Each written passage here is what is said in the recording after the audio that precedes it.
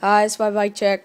I got a stolen cherry frame, fit bars, fit grips, Odyssey par heads, black eye, stem, shadow conspiracy headset, black eye forks, demolition hubs on both Primo spokes and black sheep rims for both. Animal GLH tires,